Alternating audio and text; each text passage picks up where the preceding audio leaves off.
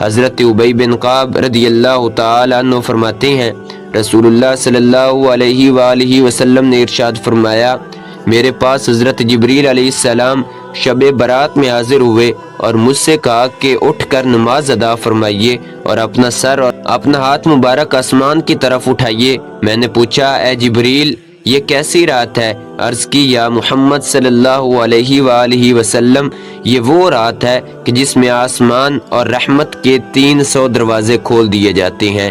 اللہ پاک کے ساتھ شریک ٹھہرانے والوں، آپس میں بغض و کینہ رکھنے والوں، شرابیوں اور بدکاروں کے علاوہ سب کی مغفرت کر دی جاتی ہے۔ ان لوگوں کی اس وقت تک مغفرت نہیں ہوگی جب تک کہ سچی توبہ نہ کر لیں۔ البتہ شراب کے عادی کے لیے رحمت کے دروازے میں سے ایک دروازہ کھلا چھوڑ دیا جاتا ہے یہاں تک کہ توبہ کر لے۔ جب وہ توبہ کر لیتا ہے تو اس کی مغفرت کر دی جاتی ہے۔ اسی طرح کینہ رکھنے والے کے لیے بھی رحمت کے دروازوں میں سے ایک دروازہ کھلا چھوڑ دیا جاتا ہے یہاں تک کہ وہ اپنے ساتھی یعنی جس سے کینہ رکھتا ہے اس سے بات چیت کر لے۔ جب وہ اس سے بات چیت کر لیتا ہے تو اس کی مغفرت کر دی جاتی ہے۔ حضور صلی اللہ علیہ وآلہ وسلم نے ارشاد فرمایا اے جبریل اگر وہ اپنے ساتھی سے کلام نہ کرے یہاں تک کہ شب برات گزر جائے تو حضرت سیدنا جبریل علیہ السلام نے عرض کی اگر وہ اسی حالت پر برقرار رہا یہاں تک کہ نزاع کا عالم طاری ہونے کے سبب اس کے سینے میں سانس اٹکنے لگ جائے تب بھی اس کے لیے دروازہ رحمت کھلا رہتا ہے۔ اگر وہ موت سے پہلے کینہ مسلم سے توبہ کر لے تو اس کی توبہ مقبول ہے۔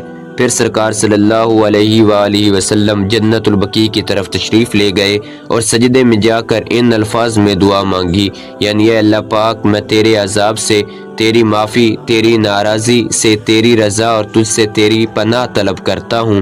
تیری تعریف بلند ہے، میں تیری تعریف کا حق ادا نہیں کر سکتا۔ تیری حقیقی شان وہی ہے جو تو نے خود بیان فرمائی۔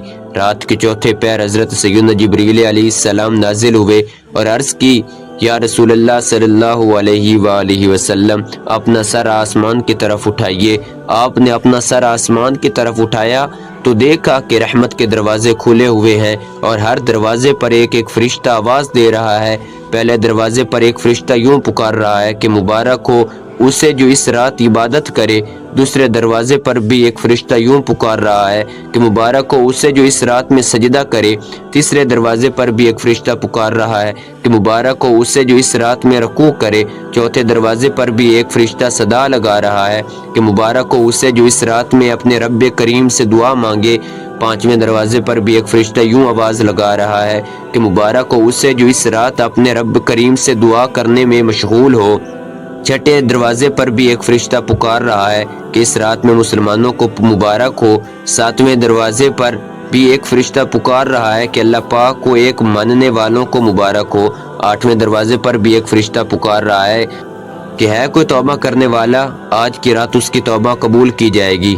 نویں دروازے پر بھی ایک فرشتہ صدا لگا رہا ہے کہ ہے کوئی مغفرت طلب کرنے والا آج اس کی مغفرت کر دی جائے گی۔ اور 10ویں دروازے پر بھی ایک فرشتہ ندا دے رہا ہے کہ ہے کوئی دعا کرنے والا کہ اس کی دعا قبول کر لی جائے گی۔ پھر سرکار صلی اللہ علیہ وآلہ وسلم نے فرمایا اے جبریل رحمت کے یہ دروازے کب تک کھلے رہتے ہیں؟ عرض کی رات کی ابتدا سے طلوع فجر تک۔